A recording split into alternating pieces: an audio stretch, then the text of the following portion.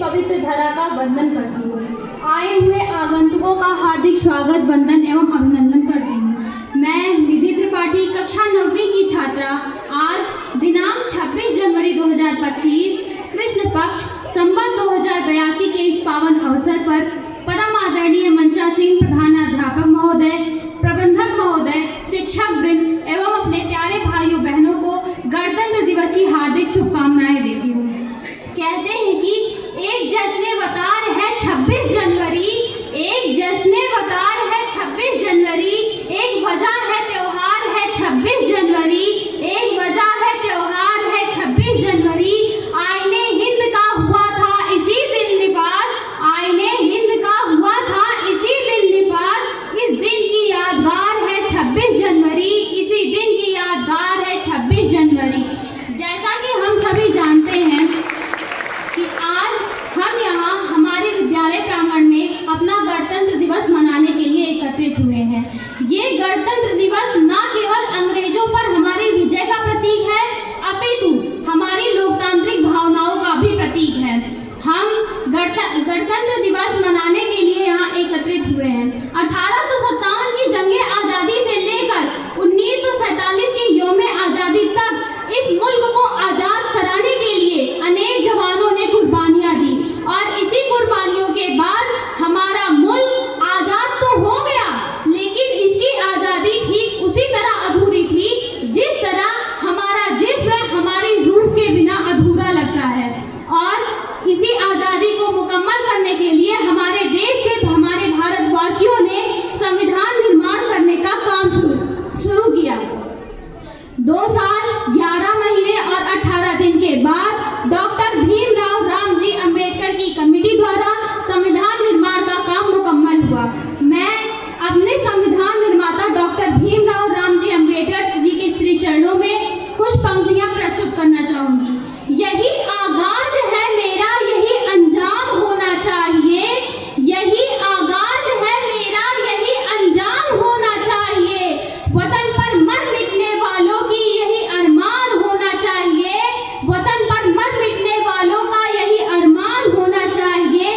चाहे आप गीता पढ़ते हो या पढ़ते हो कुरान, चाहे आप गीता पढ़ते हो या पढ़ते हो कुरान, ये हिंदुस्तान सदा हमारे सीने में सदा हिंदुस्तान होना चाहिए, हमारे सीने में सदा हिंदुस्तान होना चाहिए।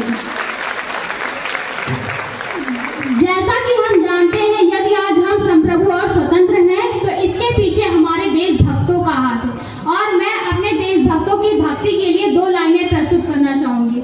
मैं उनको शब्द चढ़ाती हूँ, हिंद जिनकी जान था, मैं उनको शब्द चढ़ाती हूँ, हिंद जिनकी जान था, नाम हिंदुस्तानी जिनका मजहब हिंदुस्तान था, नाम हिंदुस्तानी जिनका मजहब हिंदुस्तान था, रक्त से रंगते थे धरती को आर्यों की ललकार पर, जय हिंद का नारा सदा लिखा था जेलों की दीवार पर, बदन में बंधी थी बेड़ियां, दिल मगर आजाद था, रक्त के अंतिम कतरे में भी भारत जिंदाबाद था, रक्त के अंतिम कतरे में भी भारत जिंदाबाद था।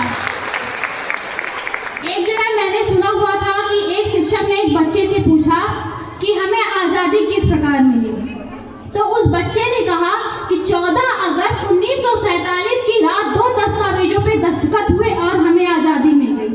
तो उसी समय मुझे ऐसा प्रतीत हुआ कि सुभद्रा कुमारी चौहान मेरे सामने से गुनगुनाती हुई जा रही है कि सन 57 में चमक उठी वो तलवार पुरानी थी, अंग्रेजों के बोलों के मुख हमने सुनी कहानी थी कि खूब लड़ी मर्दानी वो तो झांसी वाली रानी थी।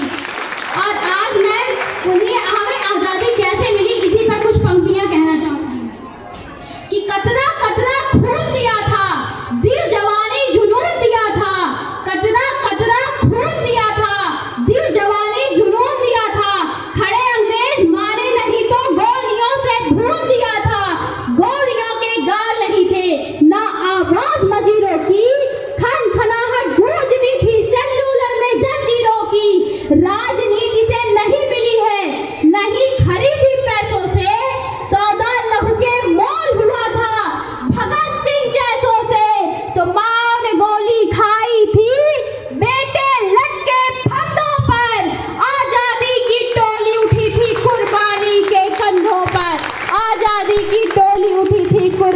के कंधों पर। ये तो हुई हमारे शहीदों की बात।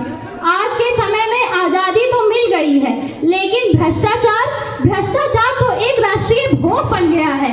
और आज मैं इसी भ्रष्टाचार को देखते हुए अपनी भारत माता की नम आंखों को और भारतवासियों के अपने देश की दशा के बारे में दो पंक्तियां प्रस्तुत करना चाहूंगी कि हास्य की भाषा नहीं लिखी है, ना ही गजल सुनाती हूँ। हास्य की भाषा नहीं लिखी है, ना ही गजल सुनाती हूँ। कविता लिखनी नहीं है आती, चीखे लिखती जाती हूँ। देश मेरा जल रहा है, आग लगी है सीने में, भूख मरा सब व्यस्त है, खून गरीब का पीने में। तो राम मंदिर या बावड़ी का पक्ष नहीं मैं लाई हूँ, राम मंदिर या बावड़ी का पक्ष नहीं मैं लाई हूँ। घायल भारत चीख रहा है, चीख सुनाने आई हूँ। घायल भारत चीख रहा है, चीख सुनाने आई हूँ।